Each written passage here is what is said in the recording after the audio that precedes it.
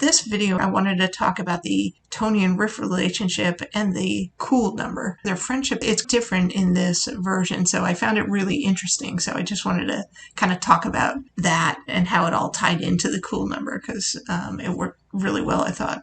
Okay, so when you first see Tony and Riff, you learn a lot. Well, first of all, Tony is staying with Valentina, so you know already his character is a little different because he doesn't have a family. You also learn that he was in prison for almost beating to death this kid in another gang. I think he went to prison for a year and now he's back. So where it starts off is Riff, of course, is trying to convince Tony to come to the dance.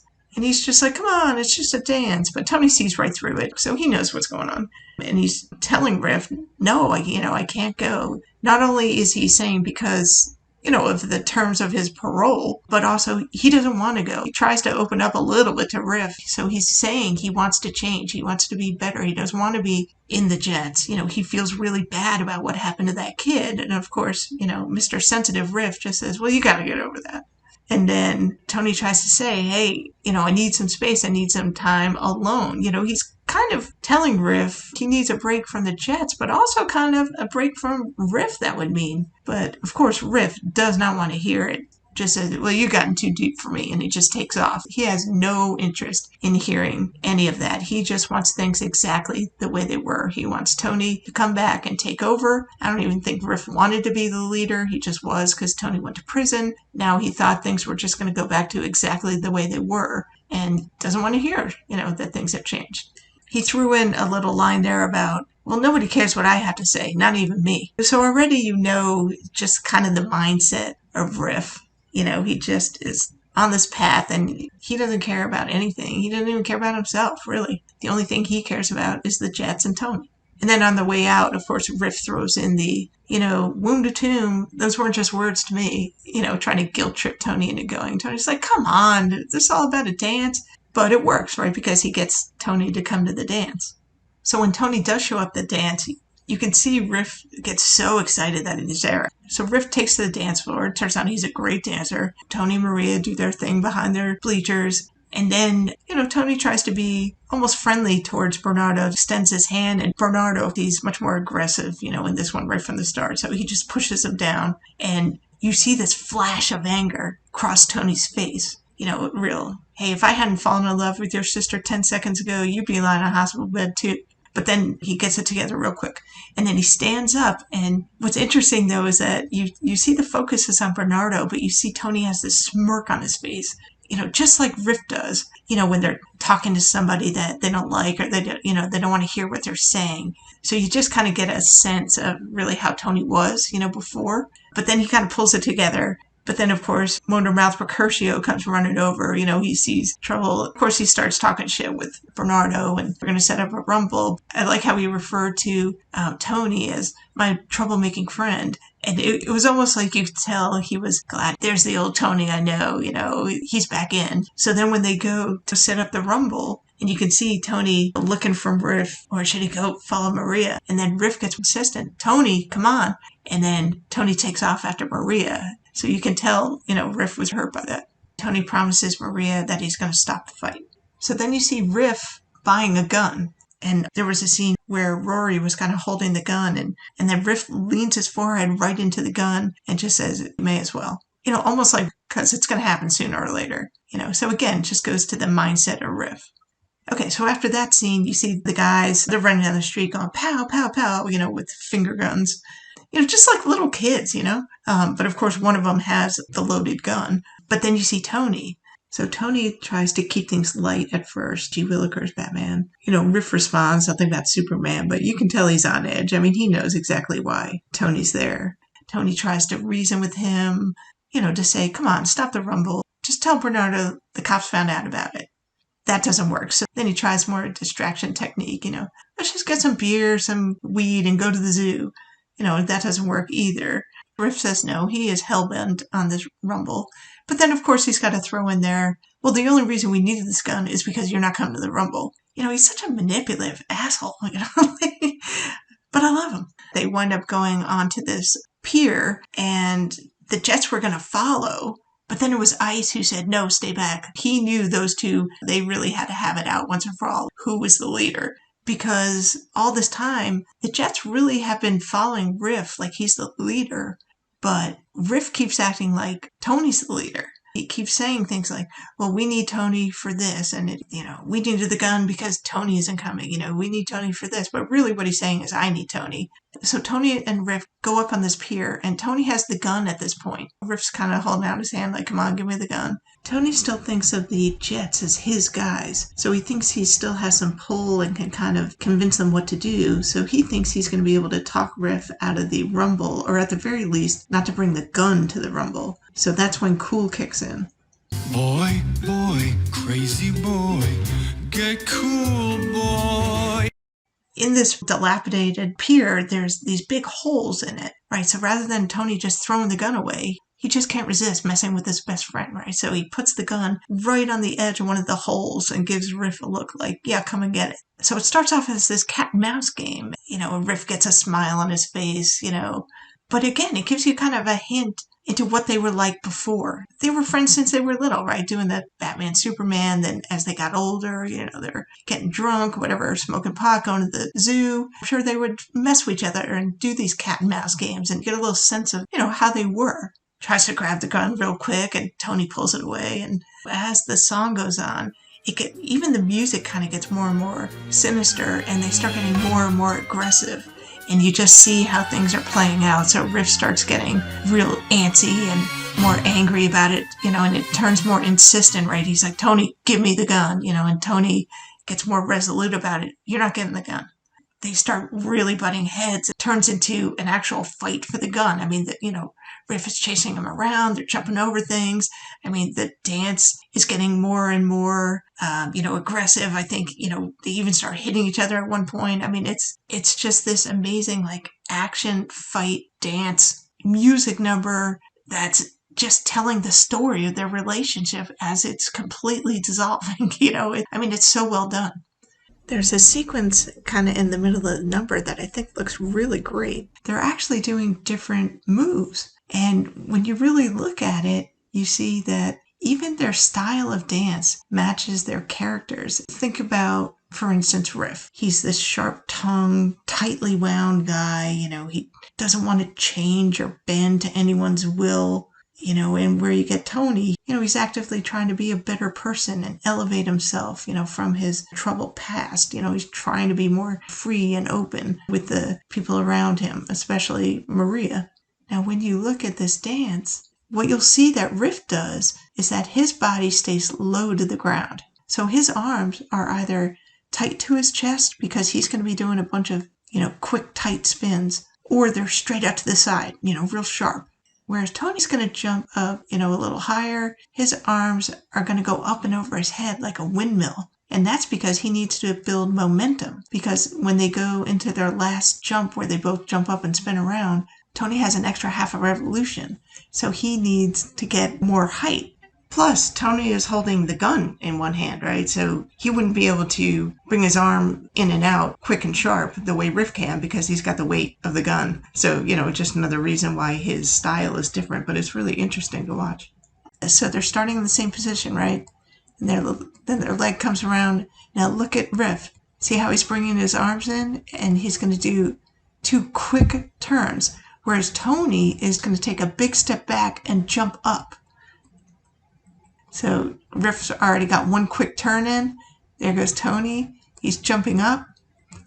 Now, watch Riff, right? Bringing his arms in again. He's going to do another quick turn. And look at Tony's left arm. It's coming up over his head.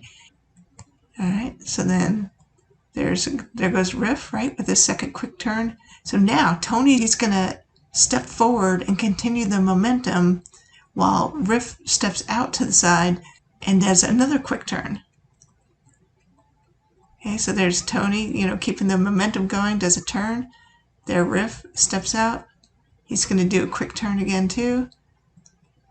Now look at Tony. See how he's turning and windmill with his arm, right? He's building momentum. So now they're both going to step with their left foot and jump up and spin around. All right, so they plant their left foot, right leg comes up and back, and they jump up. Look at Riff. Real tight, straight, barely bending that left leg at all. The right leg is slightly bent, but not much. Whereas look at Tony. He had to swing his arms up in order to get that right arm behind to get his body rotating around. And he had to bend his knees, jump up and throw that right leg around because he needs that extra height. So different styles, but it matches their characters. I just find that so cool. All right, so now Riff starts coming down first.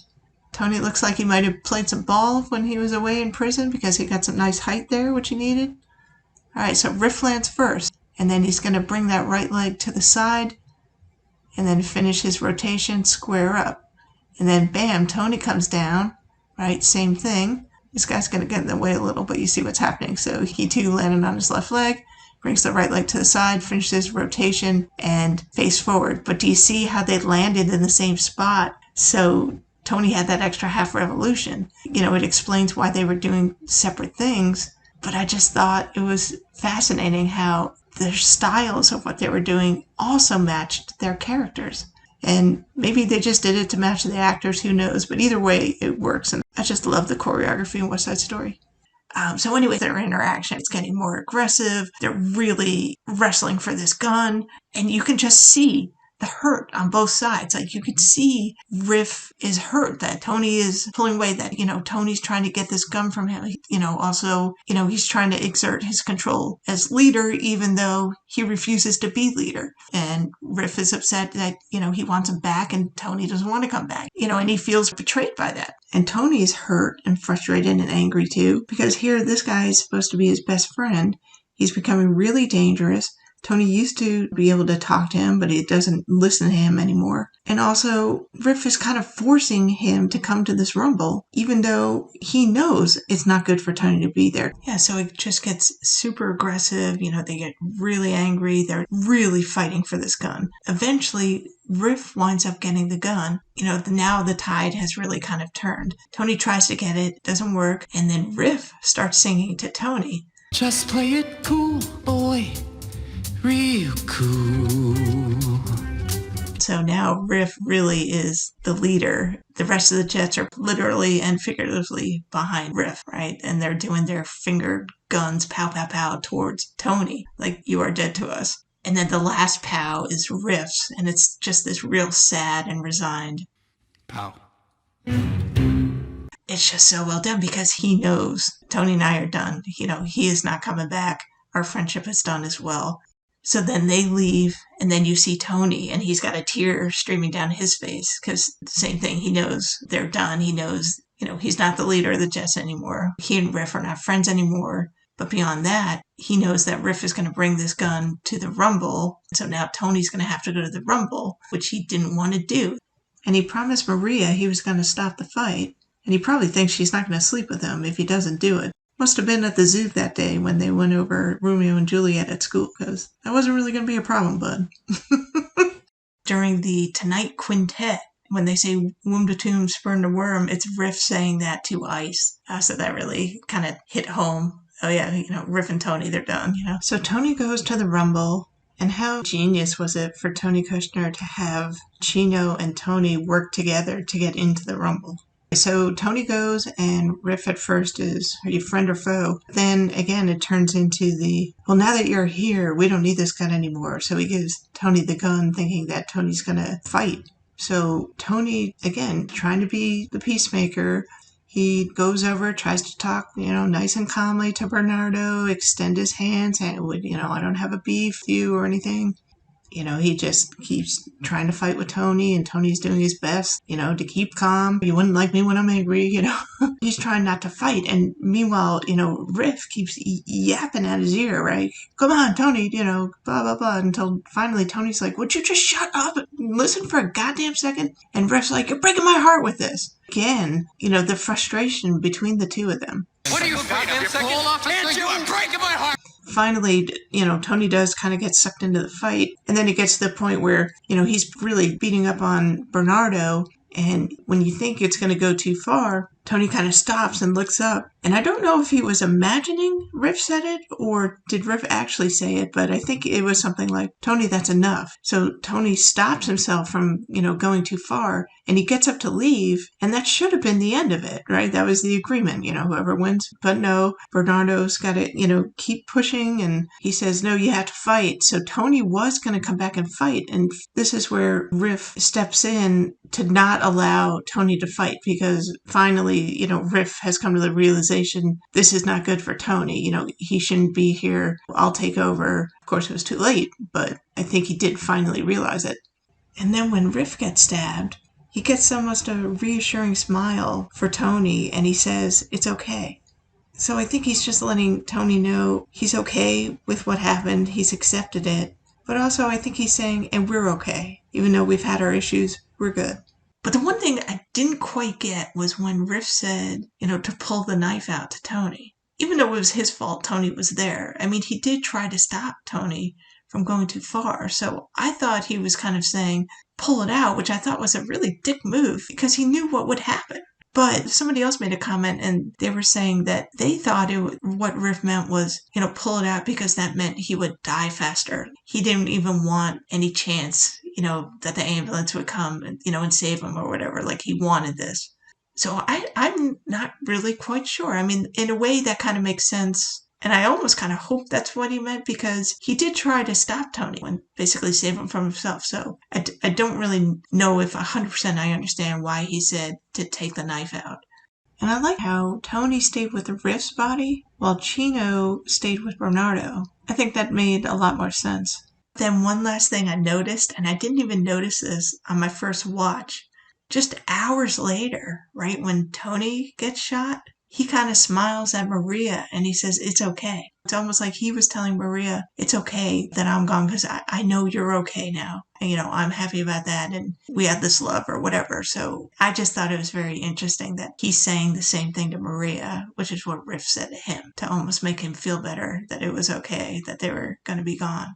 So those are my thoughts on Tony and Riff's relationship. It was definitely different in that it wasn't as lighthearted and jokey, buddy-buddy, as you're used to seeing. But they did throw in enough elements there that you knew they had a long past together and really strong bonds, even though things are changing now and led to this very tense push and pull, between them. So I thought that cool number was so well done. I will say the first time I saw it, it was hard to get past this is supposed to be a big, huge, elaborate dance number, like in the original film. But it just works so well in context, in the placement to be a song between Tony and Riff based on their relationship in this movie. It just works so well thematically. To sum up, I think Mike and Ansel did a really good job of portraying Riff and Tony's relationship. The reimagining of the cool number to show basically the entire arc of their relationship was great. Putting it outside on that pier gave it a real sense of danger, so that was just so well done. And honestly, and that whole number just encapsulates what I love so much about West Side Story, being able to tell a story through music and dance. Just so well done.